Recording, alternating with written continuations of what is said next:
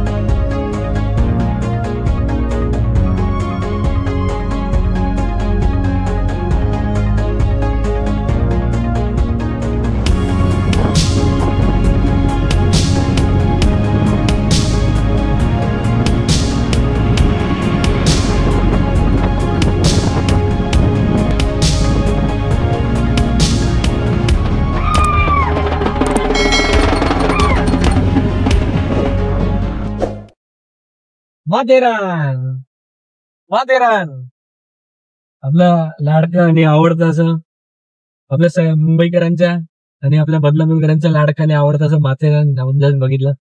माथेरान म्हणजे आपल्या जीव की प्राण आहे. मी तर दर महिन्याला जाऊ शकतो माथेरानला आणि एन्जॉय करू शकतो, कारण तिथली वाईब्सच वेगळी आहे, तिथलं वातावरण वेगळं आहे. एकदम निसर्गाच्या एकदम सानिध्यात राहिल्यासारखं वाटतं. अजूनही तिकडे जी आपण खाली बघतो जे प्रदूषण आहे ते वर नाहीये. छान वातावरण असतं. तुम्ही 1 डे 2 डे फॅमिली पिकनिकसाठी नक्कीच जाऊ शकतात. असं ते माथेरान. तर म्हणजे आपण माथेरानचे ऑलरेडी 2 ब्लॉग केलेले आहेत. तर तुम्ही जर बघितले नसतील तर नक्कीच आपल्या डिस्क्रिप्शन मध्ये आम्ही लिंक टाकू, ते नक्कीच जाऊन बघा. बघण्यासारखे म्हणजे ऑलमोस्ट आम्ही कमीत कमी सकाळपासून संध्याकाळपर्यंत 12 तासच्या वर चाललो असू आणि पूर्ण माथेरान आम्ही एक्सप्लोर केलंय. त्यातले जे बेस्ट पॉइंट होते टुरिस्ट साठी, जे कधी गेले नाही त्यांच्यासाठी बेस्ट पॉइंट आम्ही त्यामध्ये कव्हर केले. नक्कीच तो व्हिडिओ तुम्ही बघा, डिस्क्रिप्शन मध्ये आम्ही लिंक टाकू. तर मंडळी, आपण बदलापूरहून निघाल्यानंतर कर्जत स्टेशनचा जो चौक लागतो, तर एक रस्ता लेफ्टला जातो, तो कर्जत गावाला जातो. सरळ जो रस्ता जातो तो कर्जत स्टेशनला जातो. तिथून आपल्याला राईट घ्यायचा आहे. राईटला गेल्यानंतर आपल्याला पुन्हा आता 2 रस्ते लागले. एक जो रस्ता आहे तो लेफ्टला जातो, तो खोपोलीला जातो. खोपोली नंतर पुढे पुणे लागेल. आणि एक जो रस्ता आहे तो सरळ जातो, म्हणजे उजव्या हाताला एक डाव्या हाताला रस्ता जातो आणि एक उजव्या हाताला रस्ता जातो. तो उजव्या हाताला जो रस्ता जाईल तिथे आपल्याला जायचंय चौकला. ठीक आहे, तिथूनच तुम्ही राईटला गेलं तर पनवेलला सुद्धा जाऊ शकता. तर आता तुम्हाला इथे आपल्याला पुढे एनडी स्टुडिओ सुद्धा लागेल. तर आता आपण निघूया, तुम्हाला पुढचा रस्ता सांग.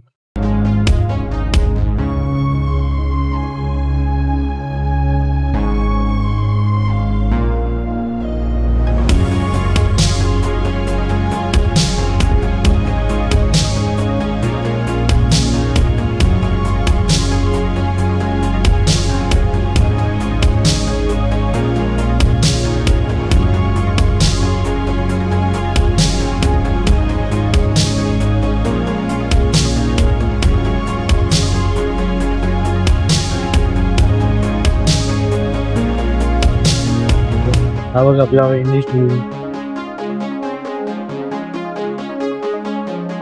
एनडी स्टुडिओ म्हणजे आपल्याला तर माहितीच असेल, प्रत्येक मराठी माणसाला एनडी स्टुडिओ माहिती असलाच पाहिजे, कारण की ते एनडी स्टुडिओ म्हणजे एक जागा किंवा एक प्रोजेक्ट नसून ते मराठी माणसाचं स्वप्न होतं. तर तो मराठी माणूस म्हणजे आपले नितीन देसाई साहेब, ज्यांचं आताच काही वर्षापूर्वी निधन झालं.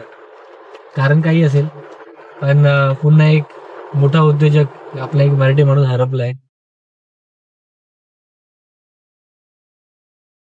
म्हणजे आपण बघू शकतात, आपण एनडी स्टुडिओ करून इथून आलो. थोडक्यात बदलापूर, कर्जत एनडी स्टुडिओ. आणि त्यानंतर इथून लेफ्टला गेलं तर पनवेल स्टेशन येईल, इथून राईटला गेलं तर खोपोली आणि पुढे पुणे येईल. तर आपल्याला काय करायचं, तो रस्ता जो आहे तिथे चौक लागला एक प्रकारे तुम्हाला, त्या चौकला क्रॉस केला, चौकला क्रॉस करून मी त्याला ते शिवाय प्युअर व्हेज म्हणून हॉटेल आहे, शिवाय प्युअर व्हेज आणि सिटीजन स्वीट नमकीन, इथूनच आपल्याला लेफ्टला जायचं, इथूनच सरळ आपल्याला ह्या रस्त्यात आतमध्ये जायचं आणि इथून पुढे एक लेफ्ट येईल, तिथे आपल्याला मंदिराला जायचं.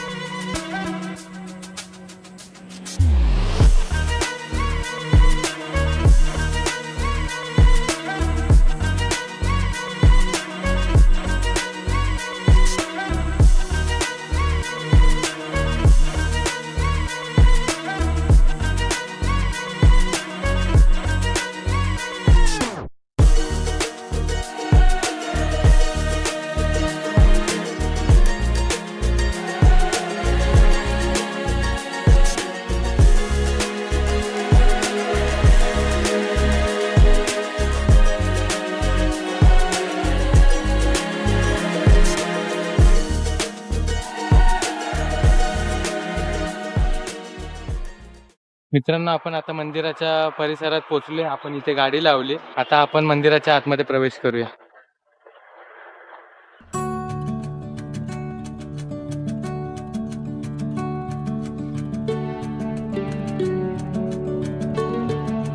मित्रांनो, आपण बघू शकता, आपण जसं मंदिराच्या आतमध्ये एंटर करू, इथे आपल्याला शिर्डीचे साईबाबा, नवग्रह आणि बजरंगबली महाराजांचं मंदिर आहे.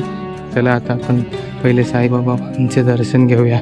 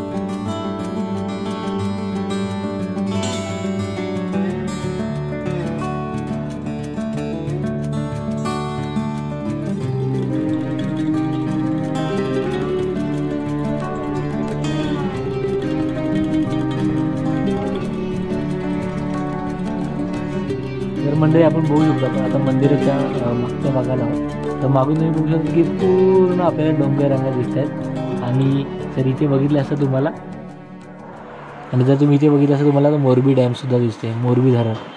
आणि तुम्ही बघू शकता की वातावरण किती छान. आजचं वातावरण आम्हाला असं वाटलं तर आज पाऊस पडेल, पण आजचं वातावरण किती छान झालं बघा. आणि पूर्ण कर्जत शहर तुम्हाला इतकं छान प्रकारे इथून दिसतंय. तो जिथे एंट्री गेट आहे, आपण जिथे एंट्री घेतली त्यानंतर तिथे त्यानंतर आपण बघू शकतो साईबाबा, विठ्ठल रुक्मिणी मंदिर, श्रीकृष्ण, राधाकृष्ण, राम सीता असे इथे मंदिराच्या परिसरातले मंदिरं पण तुम्हाला इथून दिसत आहेत. आणि ही झाली पर्वतरांगा. जी की मंदिर प्रशासनाने आर्टिफिशियल बनवलंय, पण खरंच खूप छान दिसतंय. असं वाटतंय की आपण बद्रीनाथला झालो की काय.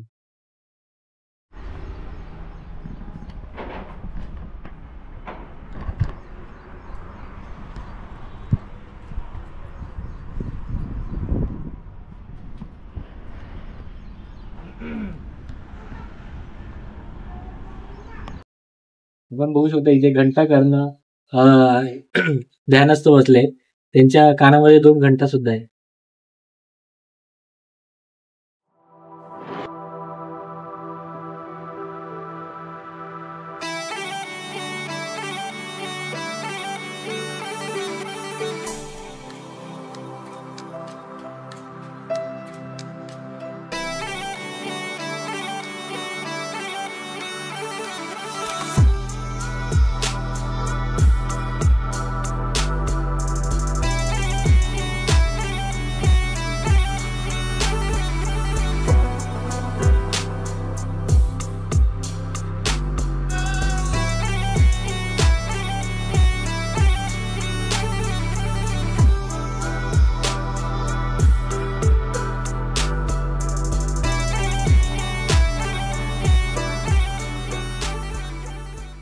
तर मंडळी, आपण मागे जे मंदिर बघतोय विठ्ठल रुक्मिणी मंदिर आणि साईबाबा मंदिर, पूर्वी फक्त हेच मंदिर होते. पण गावकऱ्यांच्या म्हणण्याप्रमाणे नंतर चावला परिवाराने या बद्रीनाथ मंदिराची उभारणी केली आणि आज आपल्यासमोर हे एवढं भव्य दिव्य असं मंदिर उभं आहे.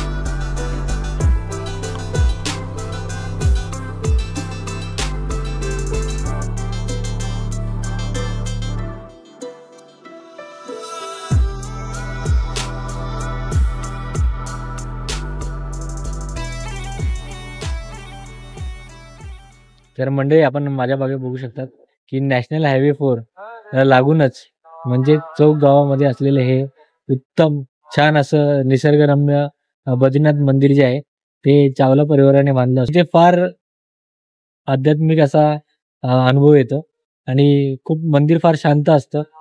मंदिरामध्ये फार रेलचेल नसते. तुम्ही इथे छान ध्यान करू शकतात, देवाचं नामस्मरण करू शकतात आणि म्हणतात ना की जरूर नाही की तुम्हाला भगवंताला प्राप्त करायचं असेल तुम्हाला बद्रीनाथ केदारनाथलाच जावं लागेल. तर तुमच्या मनामध्ये असेल तुम्ही इथे बसून सुद्धा जर देवाचं नामस्मरण केलं तरी तुम्हाला भगवंताची प्राप्ती होऊ शकते. तर मित्रांनो, आपण मंदिरात जाऊन आलोय आणि आपण सकाळी लवकरच निघलो होतो म्हणून आपल्याला भूक लागली होती. आता आपण शिवसागर हॉटेलमध्ये थांबलोय. इथे नाश्ता वगैरे करूया आणि आपला ब्लॉग एंड करूया.